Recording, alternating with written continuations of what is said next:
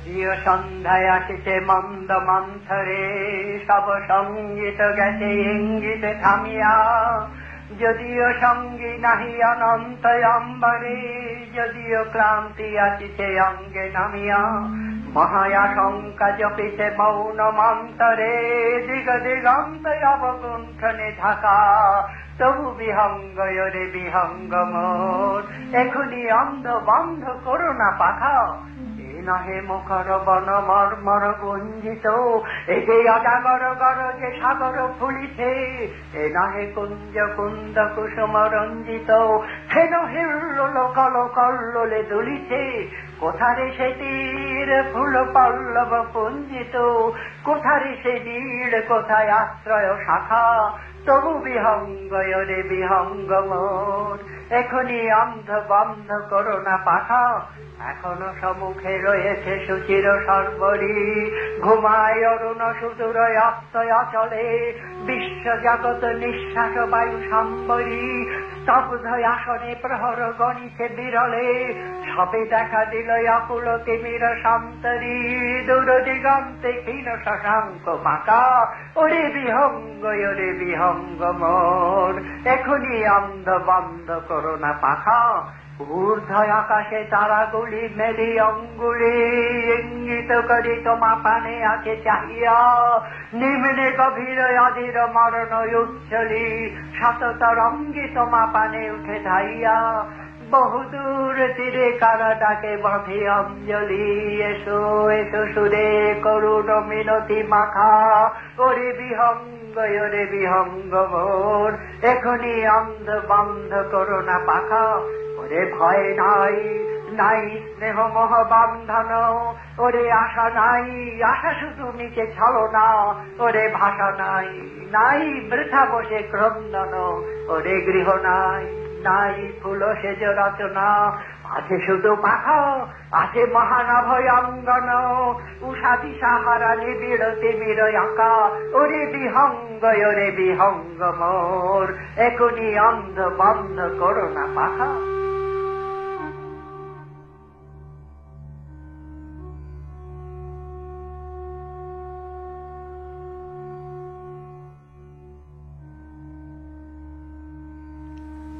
গুরুদেব শান্তিনিকেতন ছেড়ে কলকাতায় গেছেন জোড়াসাঁকো বাড়িতে। বাবা প্রতিদিনই যান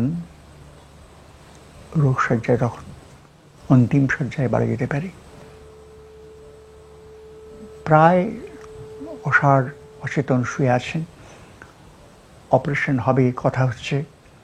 বিধানচন্দ্র রায় এবং নীলরতন সরকার এরা প্রায় দ্বিধা বিভক্ত। নীলরতন সরকার বলছেন যে অস্ত্রোপচার হবে না, আর এরা বলছেন হবে। ললিতবাবু বলছেন হবে। হলো, এবং তারপর কি হয়েছে আমরা সবাই জানি। বাবা প্রতিদিনই যান গভর্নমেন্ট আর্ট কলেজ থেকে ওখানে, বা ওখানে গিয়ে তারপরে গভর্নমেন্ট আর্ট কলেজ। আর সেই সংবাদগুলো আবার বাবার দায়িত্ব ছিল শান্তিনিকেতনে পাঠানো। প্রাক্তন ছাত্র হিসেবে রচিতা বলে দিয়েছেন যে তুমি যাবে প্রতিদিন এবং খবরটা আমাদের দেবে। তো খবর দেওয়া হতো। আমি বাবার সঙ্গে গিয়েছিলাম একদিন। অচেতনই ছিলেন প্রায়, ভাগ্যে সেদিন গিয়েছিলাম, কিন্তু ছিলেন।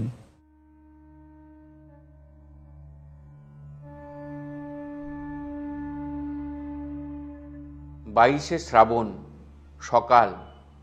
অমিয়া ঠাকুর কিছু চাঁপা ফুল অঞ্জলি ভরে এনে সাদা শালে ঢাকা পা দুখানির উপরে ছড়িয়ে দিলেন। 7টায় এলেন রামানন্দ চট্টোপাধ্যায়। খাটের পাশে দাঁড়িয়ে উপাসনা করলেন। পায়ের কাছে বসে বিদুশেখর শাস্ত্রী মন্ত্র পড়লেন। ওং পিতা নো হসি পিতা নো বোধি নমস্তে হস্তু মা মা হিংসি। অমিতা ঠাকুর মুখে জল দিচ্ছেন, প্রথমে চামচেতে, পরে তুলো ভিজিয়ে। কিরকম যেন কেঁপে কেঁপে উঠছেন, বেঁকে যাচ্ছে শরীর। ডাক্তার জ্যোতিষচন্দ্র রায় নাড়ি ধরে বসে আছেন।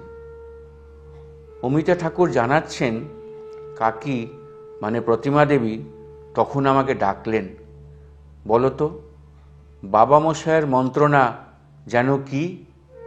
বললাম, শান্তম শিবম অদ্বৈতম। আমি কানের কাছে গিয়ে বললাম, শান্তম শিবম অদ্বৈতম। এমন সময় এলেন চীনা অধ্যাপক তানিউন শান। পাশে বসে মালা জপতে লাগলেন।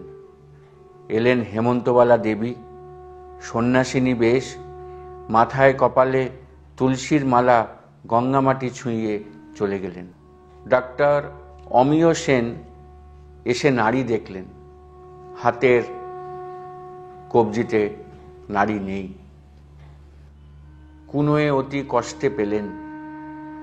ক্ষতস্থান পরিষ্কার করে এবং ক্ষতাবারক সংস্থান করে বেরিয়ে গেলেন আর এক পরাজিত চিকিৎসক। ওদিকে মন্ত্রপাঠ চলছে।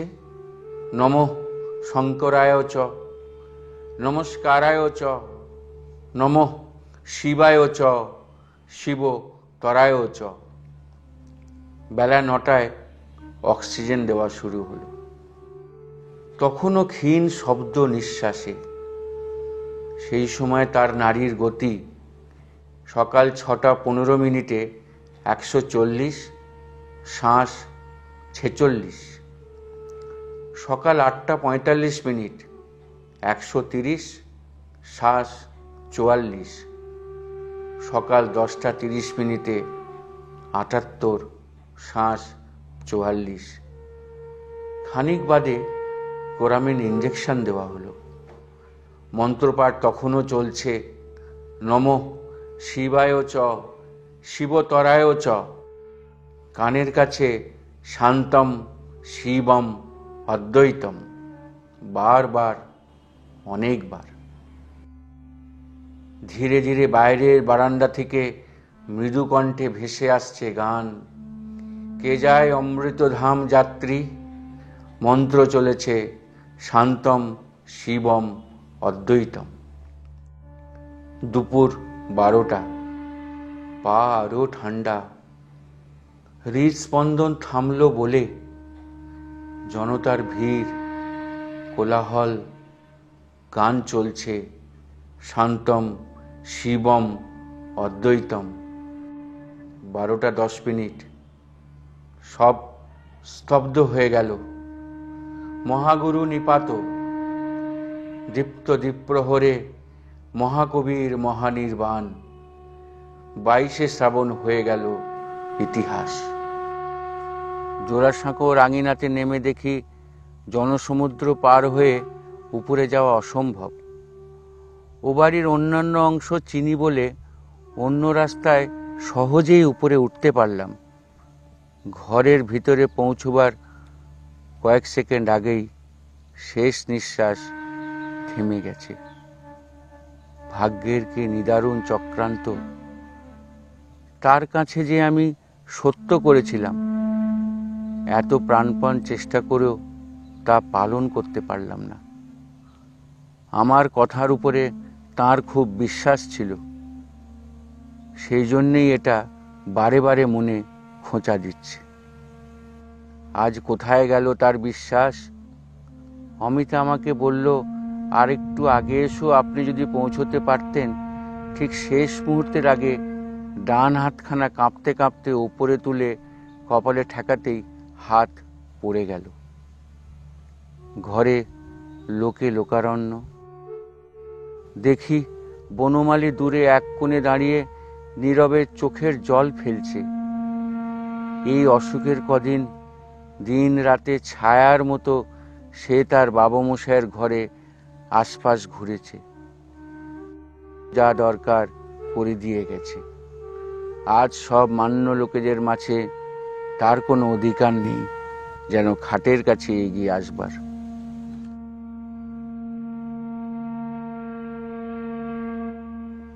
জনতার উন্মত্ত কোলাহল সমুদ্র গর্জনের মতো কানে আসছে।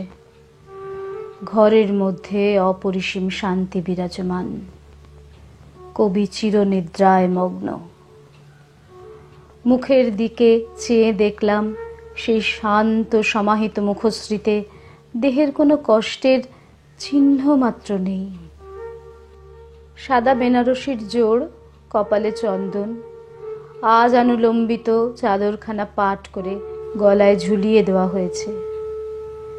শুভ্র কেশ, শুভ্র বেশ, নিশ্চিন্ত হয়ে শান্তিতে ঘুমোচ্ছেন। কোথায় গিয়েছে আমাদের উদ্বেগ উৎকণ্ঠা?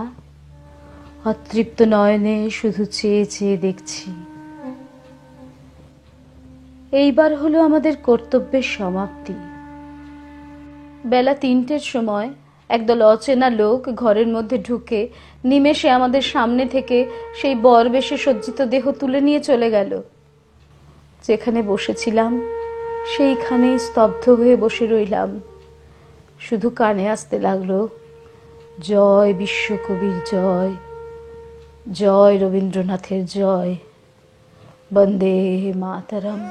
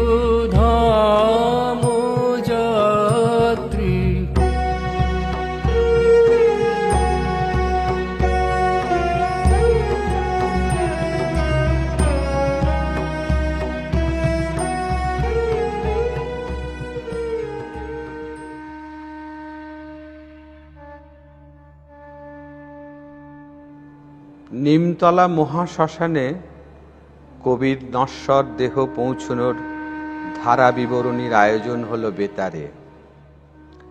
এক একটা স্থান থেকে এবং সবশেষে নিমতলার দাহকার্যের বিবরণ তার অনন্য সাধারণ ভঙ্গিতে বেতারে শোনালেন বীরেন্দ্রকৃষ্ণ ভদ্র। সন্ধেবেলা বেতার কেন্দ্রে আসলেন কাজী নজরুল ইসলাম, শোকবিহ্বল। সুরেশচন্দ্র চক্রবর্তী অনুরোধ করলেন একটা কবিতা লেখার জন্যে। কাজী সাহেব লিখলেন রবিহারা। সন্ধ্যার অধিবেশনে নিজেই পড়লেন সেই কবিতা। সুরের রবি পড়িয়াছে ধরে অষ্টপথের কোলে, শ্রাবণীর মেঘ ছুটে এলো দলে দলে উদাস গগন তলে। বিশ্বের রবি ভারতের কবি, শ্যাম বাংলার হৃদয়ের ছবি। তুমি চলে যাবে বলে তব ধরিত্রী মাতার রোদন তুমি শুনেছিলে নাকি? তাই কি রোগের ছলনা করিয়া মেলিলে না আর আঁখি? তব রসায়িত রচনায় ছিল নিত্য যে বেদ গতি, তোমার লেখনী ছিলেন ধরিয়া যে মহা সরস্বতী। তোমার ধ্যানের আসনে ছিলেন যে শিব সুন্দর, তোমার হৃদয় কুঞ্জে খেলিত যে মদন মনোহর। যে আনন্দময়ী তব সাথে নিত্য কহিত কথা, তাঁদের কেহ কি বুঝিল না এই বঞ্চিতদের ব্যথা? কেমন করিয়া দিয়া কেড়ে নিল তাদের কৃপার দান, তুমি যে ছিলে ভারতের আশা প্রদীপ অনির্বাণ। যন্ত্রণায় গলা বুজে আসলো, সবটা পড়তে পারলেন না। বাকিটুকু পাঠ করলেন নৃপেন্দ্রকৃষ্ণ চট্টোপাধ্যায়। এছাড়া নিজের লেখা ও সুরে ইলা ঘোষ ও চিত্ত রায়কে সঙ্গে নিয়ে কাজী সাহেব সমবেত কণ্ঠে গাইলেন একটি শোকদগ্ধ গান, ঘুমাইতে দাও শ্রান্ত রবিরে, জাগায় না জাগায় না।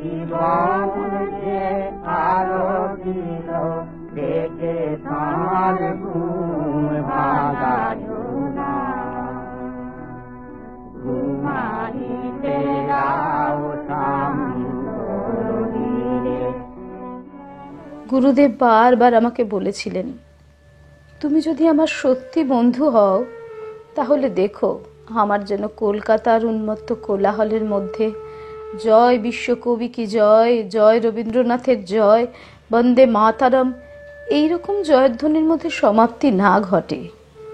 আমি যেতে চাই শান্তিনিকেতনের উদার মাঠের মধ্যে, উন্মুক্ত আকাশের তলায়, আমার ছেলে মেয়েদের মাঝখানে। সেখানে জয়ধ্বনি থাকবে না, উন্মত্ততা থাকবে না, থাকবে শান্ত স্তব্ধ প্রকৃতির সমাবেশ। প্রকৃতিতে মানুষে মিলে দেবে আমাকে শান্তির পাথেও। আমার দেহ শান্তিনিকেতনের মাটিতে মিশিয়ে যাবে, এই আমার আকাঙ্ক্ষা। চিরকাল জপ করেছি শান্তম।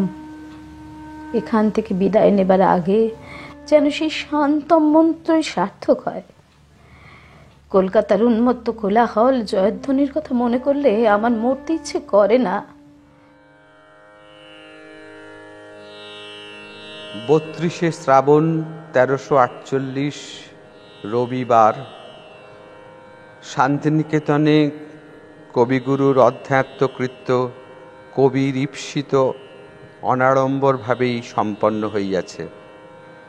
শিল্পী নন্দলাল ও সুরেন্দ্রনাথের পরিকল্পিত সুমনোহর শ্রাদ্ধমণ্ডপ, উপনিষদের সূক্ত গান, বিধুশেখর ও ক্ষিতিমোহনের ঋক মন্ত্রপাঠ, শ্রাদ্ধকর্তার প্রার্থনা, ছাত্রছাত্রীগণের রবীন্দ্রসঙ্গীত, সমস্ত মিলিয়া যে প্রশান্ত শোকের আবেষ্টন সৃষ্টি হইয়াছিল, তাহাই পৃথিবীর সর্বশ্রেষ্ঠ কবির শ্রাদ্ধের উপযুক্ত আবেষ্টন।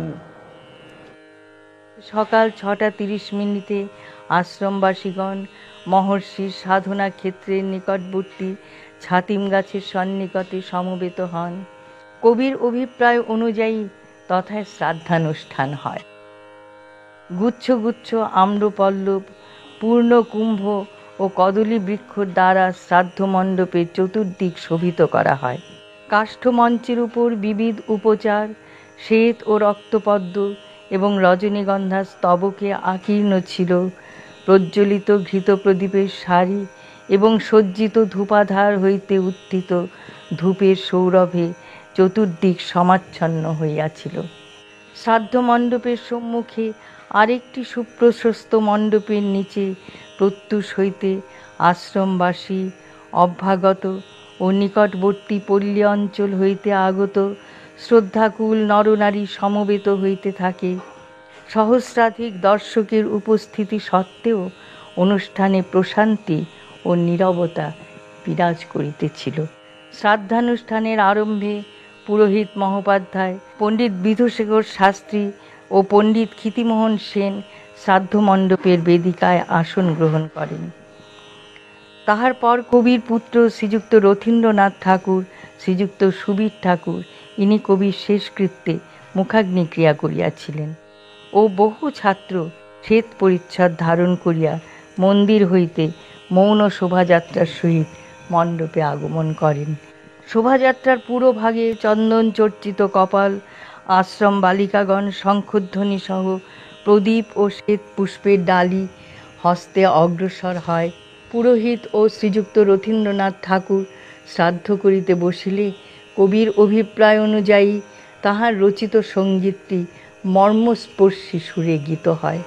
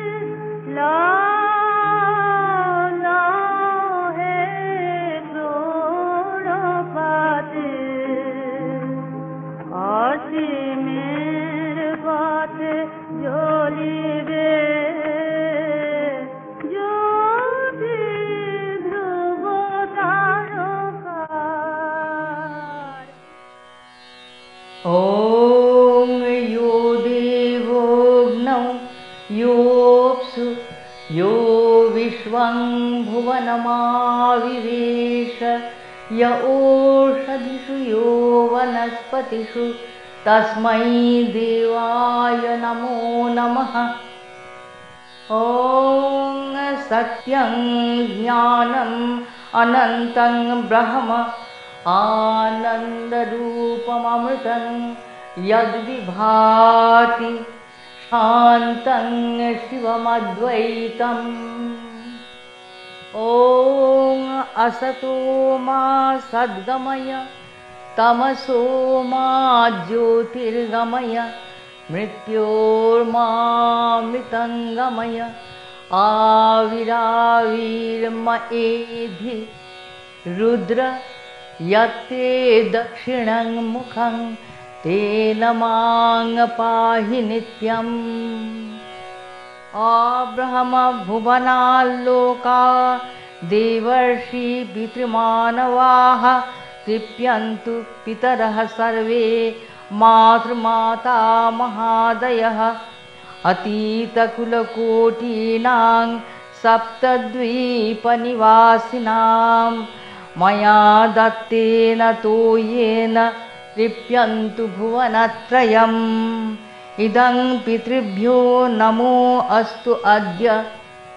ॐ ये पूर्वासौ य उपरासयीयुः ये पार्थिवे रजसे आनिषत्ता ये वा नूनं सुजना सुविक्षु ये च इह पितरो ये च नेह यांश्च विद्म य उ च न प्रविद्म त आगमन्तु त इह श्रवन्तु अधिब्रुवन्तु ते अवन्तु अस्मान्। ॐ प्रेहि प्रेहि पथिभिः पूर्वेभिर्यत्रा नः पूर्वे पितरः परेयुः। सङ्गच्छस्व पितृभिः संयमेन इष्टापूर्तेन परमे व्योमन्। ये चित्पूर्वे ऋतस्यता ऋतजाता ऋतावृधः ऋषीन् तपस्वतो यम तपजा अपि गच्छतात्। सहस्रनीथाः कषयो ये गोपयन्ति सूर्यं कृषीन् तपस्वतो यम तपजा अपि गच्छतात्। ॐ भयामि ते मनसा मन इहेमान् गृहान् उपजुषाण एहि इहैवैधि धनसनिरिह चित्त इह क्रतुः इहैधि वीर्यवत्तरो वयोधा अपराहतः পরৈতু মৃত্যুর অমৃতাং না এইতু। ভারতবর্ষের সাধনা ছিল অমৃতের সাধনা, তাই মৃত্যু আমাদের কাছ থেকে দূরে চলে যাও, আমাদের কাছে শুধু অমৃত এসো। ইহার পর একটি সংক্ষিপ্ত বেদমন্ত্র উচ্চারণ করা হয় এবং তাহার পর নিম্নোক্ত সঙ্গীত গীত হইলে অনুষ্ঠান শেষ হয়। তোমারও অসীমে প্রাণমন লয়ে যত দূরে আমি ধাই।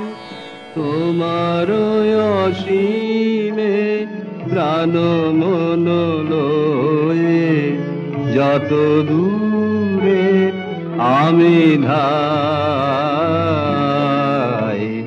কোথাও দুঃখ, কোথাও মৃত্যু, কোথাও বিচ্ছেদ নাই। তোমার অসীমে প্রাণ মন লয়ে যত দূরে আমি ধাই। যখন রবনায় আমি মর্তকায়ায়, তখন সরিতে যদি হয় মন, তবে তুমি এসো হেথা নিভৃত ছায়ায়, যেথা এই চৈত্রের শাল বন। ডেকো না সভা, এসো এ ছায়ায়, যেথা এই চৈত্রের শাল বন। মৃত্যুর মধ্যে তাই তিনি বিচ্ছেদের শোককে না দেখিয়ে দেখালেন অশোককে। কারণ মৃত্যুতে তো আমরা হারাই না, বরং নবতর রূপে পাই। বিরাটের মাঝে এক রূপে নাই হয়ে অন্য রূপে তাহাই বিরাজে। ছেড়ে এসো আপনার অন্ধকূপ, মুক্তাকাশে দেখো চেয়ে প্রলয়ের আনন্দ স্বরূপ। ওরে শোকাতুর, শেষে শোকের বুদবুদ তোর অশোক সমুদ্রে যাবে ভেসে। শুধু আমাদের দেশের কর্মে, সাধনায় বা প্রকৃতিতে নয়, আমাদের সকল আনন্দের মধ্যেও তিনি থাকবেন চিরদিনই, এই আশ্বাসও বারবার দিয়ে গেছেন।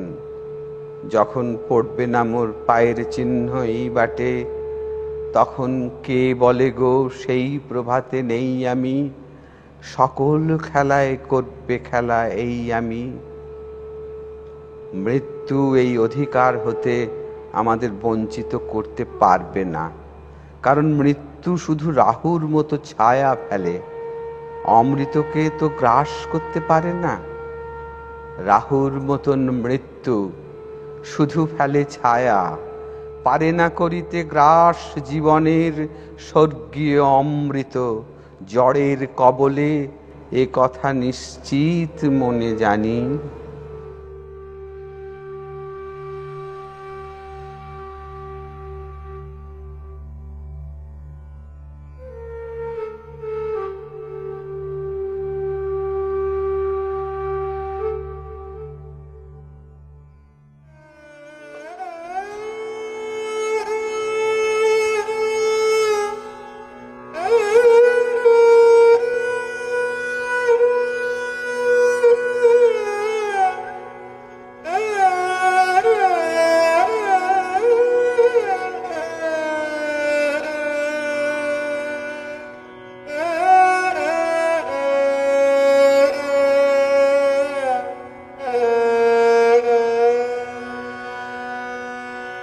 একই করুণা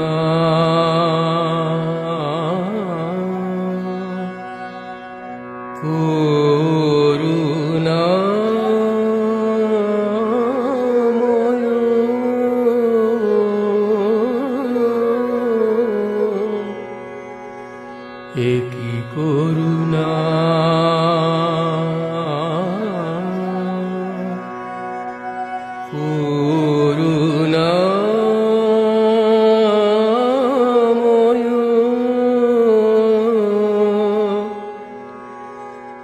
হৃদয় শত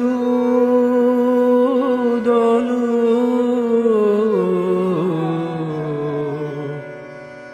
উঠিল ফুটে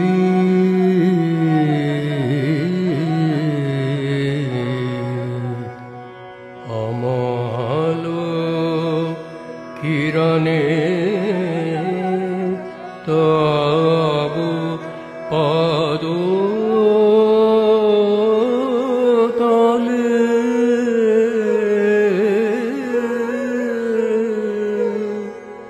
এ কি করুণা